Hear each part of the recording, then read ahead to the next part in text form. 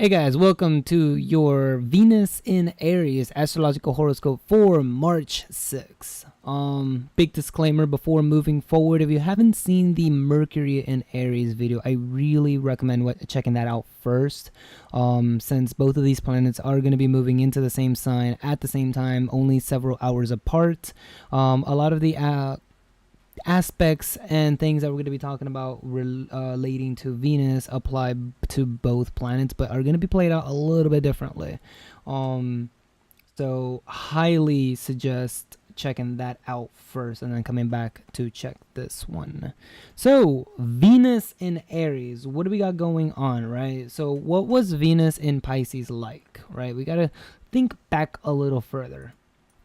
And Venus in Pisces was a very big dreamer. She definitely had a lot of things that she fell in love with as far as spiritual connections, really wanting to connect with other people.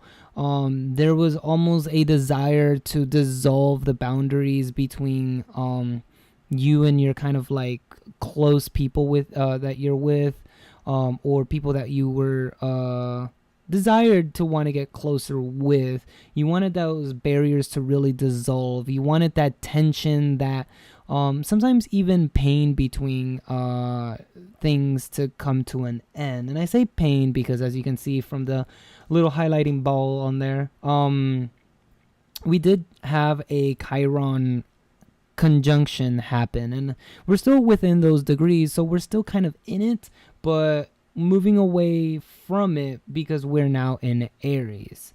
We've also gone over Neptune, which made us literally LSD drugs, hallucination stuff. The stuff of legends, if you will. The sun's still kind of in there, so we're not exactly out of that transit quite yet. But Venus and Pisces definitely fell in love with an ideal. It wanted some kind of perfection that was unattainable and wasn't necessarily possible, right? When you think of perfection, you think of Virgo, you think of materializing it, you think of making it real, you think of wanting something tangible.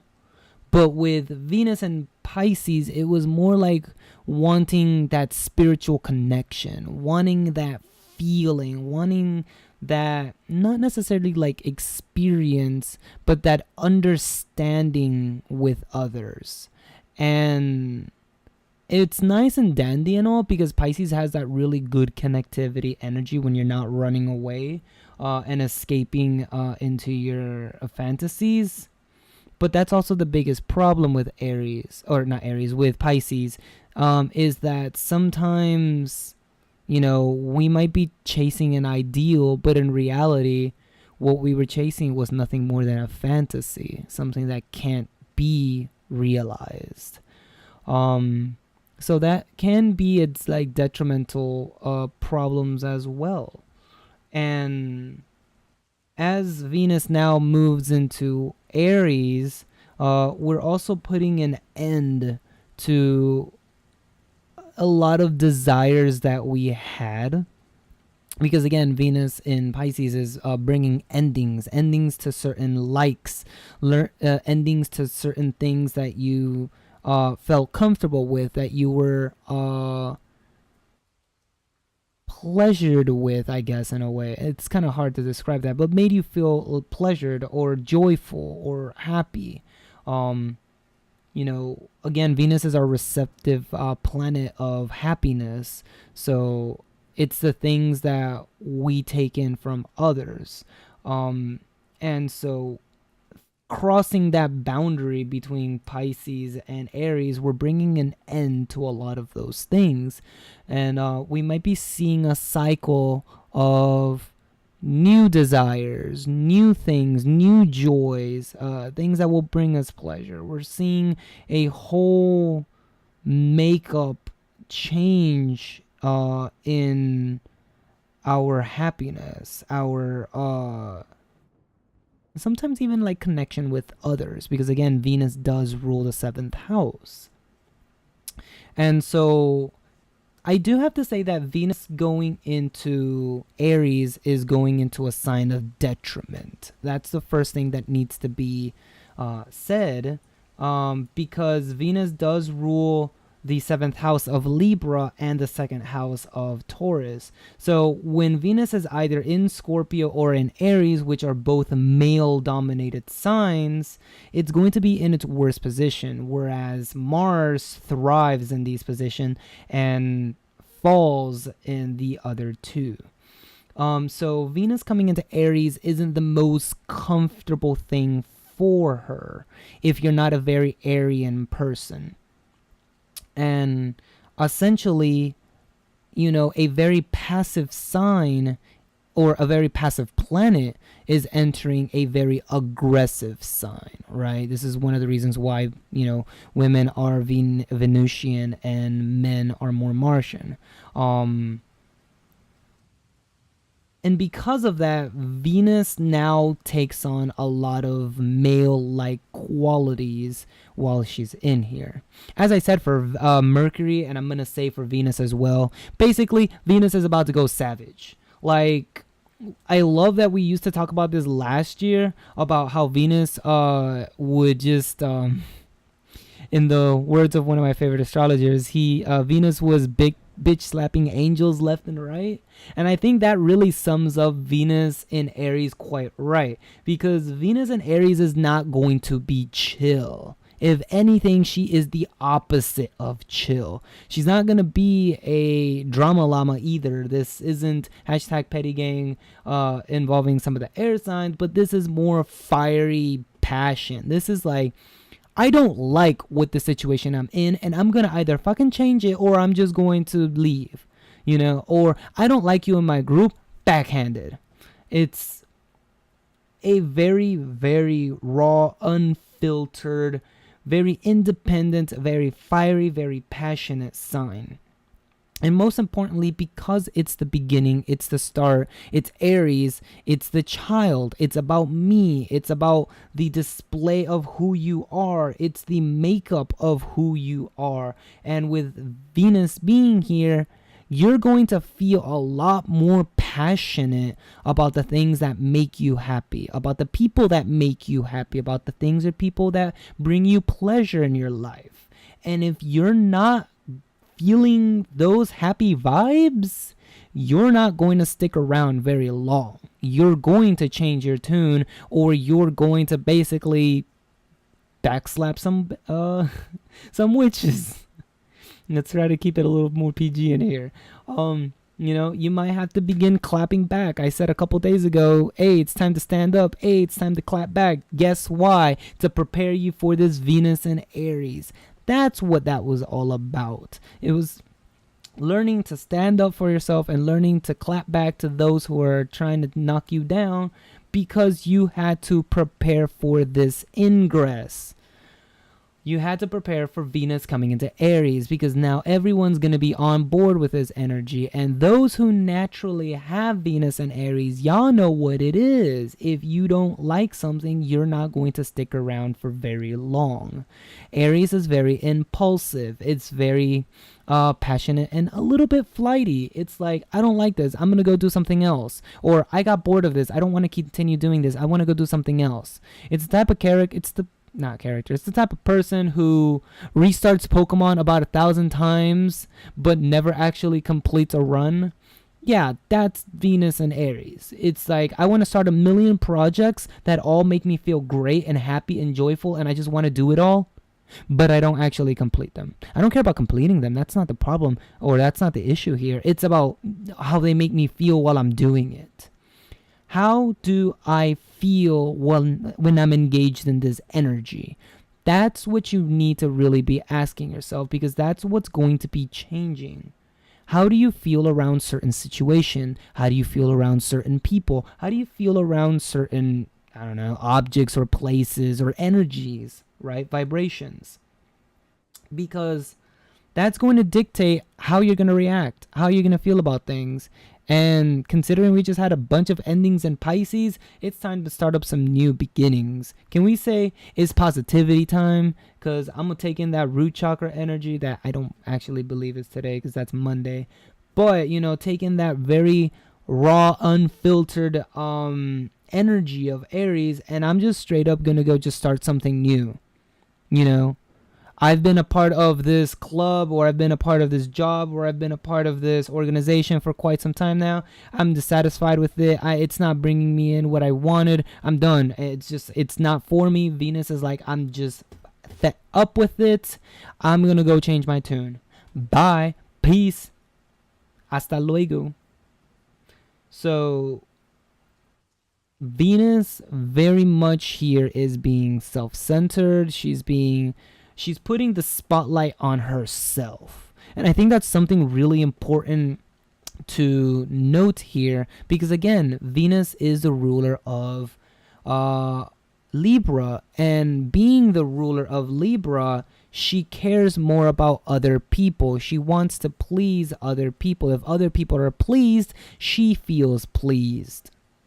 That's how Venus normally acts. So this is also one of the reasons why they would say, you know, stereotypically, female are more receptive, are more passive, don't engage in fights as often. They're more cunning. They're more, you know, passive aggressive. That's a lot of Libra energy.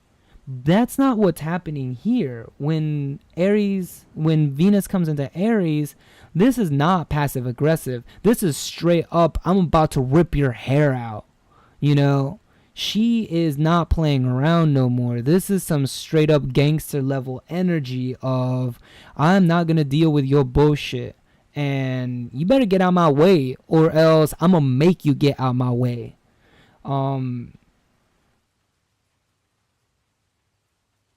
It's really,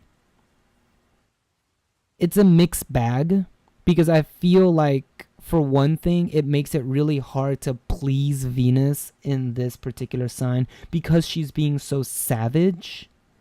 But at the same time, I respect this energy because, one, as I've stated before, I do have a moon in Aries, but two, having that moon in Aries really helps me understand and emotionally feel great about my own energy level, about my own passion, about my own independence. Ask any Aries placements, one of the things that they love the most and are not willing to compromise with is their independence.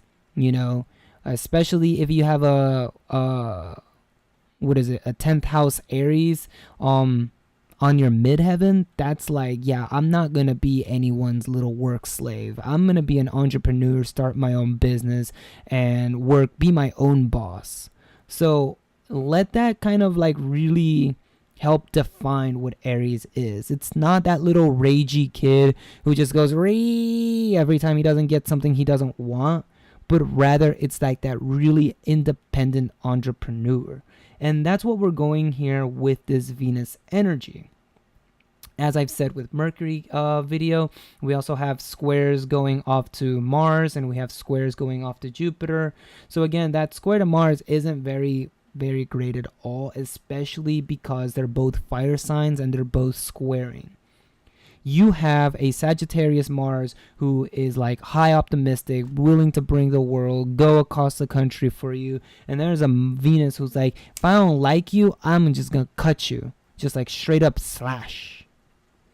So two very hot planets will either get along or fight. Now, they're supposed to be trining because Sag and Aries do trine, but because of the latent and earliness of the degrees, they're still in a bit of a square. If we take them elemental wise, these two signs are really great because you're not going to find any better friend than an Aries and a Sagittarius. They're just like, one is retarded and the other one loves retardation. So it's like, now, I know that sounds really bad, and I downplay my Aries quite a bit, especially because, well, it's kind of a stereotype of of saying that Aries is all bronze before brains, so it just runs in there and does stupid actions, right? But then Sagittarius sees that and it's like, oh, that looks fun. I want to do that too. So it's like they're just like some dumb goofball friends, and I feel like this energy is really good, but that square is making it a little bit difficult. It's more of like, yeah, we're both really hot and passionate and fiery, and we're both gonna just be like pinned against each other. So again, do not like the square a whole lot, and I feel like during this time period a lot of tensions may rise, especially if you're already in a relationship or couples. I definitely feel like people are gonna be a lot more sensitive to the things that they dislike, because Venus in Aries will be very vocal and very savage about the things that she dislikes. And having that Mars in Sagittarius really kind of highlights that whole, I can do anything to get what I want. I can like simple steps to be able to get my results, because my optimism is beyond the stars. So I could definitely see a lot of heated arguments, a lot of disagreements, a lot of people just, stating what they like and what they want and how they're going to go about it, but not necessarily listening to the other player. And as I've mentioned earlier in the Mercury video, we do also have Uranus in the sign of Aries as well, and that planet is going to be lending its influence to everything happening in Aries. So if we have our thoughts and our likes being extremely sensitive and willing to change or stick our foot in where it doesn't belong, or flare off before we actually have the time to actually think things through, with rapid changes, accidents, and just, instant unfriending on Facebook occurring at the end of the sign, we can really be in some hot mess. Like, no joke. Especially since Uranus has been squaring Pluto, these can be transformative situations. Like, there's a lot of just sparking energy here that I'm not very happy to be delivering to you guys. Not to mention, I did mention that Mercury is going to be retrograding, so mistakes will be made, and we will have to learn through those mistakes. And Venus being here is not making this any fucking more helpful with that square to Mars. So mistakes are going to be made. Like, I can't exactly give you guys the best news in that regard. So if you're looking for new love, wait another sign. Wait till Venus is in Taurus at least. There's a lot more. She's exalted there, or actually she might even be that might be her home sign, her ruling sign. So I mean, it's gonna be better. It's gonna be better. But definitely, the motto for Venus and Aries is literally slapping them witches, because that's what's really going to be about. There's a lot of hot, fiery, passionate energy going on, and hell hath no wrath than a scorned Venus in Aries. So enjoy that for what it is. I'm of course going to be monitoring Venus throughout the daily astrological videos, so I will give you guys the heads up when a lot of these squares finally do break, and when Venus is a lot more chill, because going into the sign right now, she is anything but chill, especially after feeling the wounds of Chiron finishing up in Pisces. So just keep that in mind. And yeah, like I said, I covered a bit more in the Mercury video. Sorry, I don't have it here at the end. I didn't get that set up in time. But go ahead and check that out if you're interested, if you haven't already done so. And again, we're still going through that full moon transit, so check out that full moon in Virgo to see what you're manifesting as we get closer to the Pisces new moon before kicking off the new astrological year. But with that said, I will catch you guys during the daily astrological horoscopes. Thank you all for tuning in, checking out our Venus and Aries vid. Very much appreciate you guys' support, and as usual, stay safe, stay positive, and I'll catch you guys on the next cast. Peace.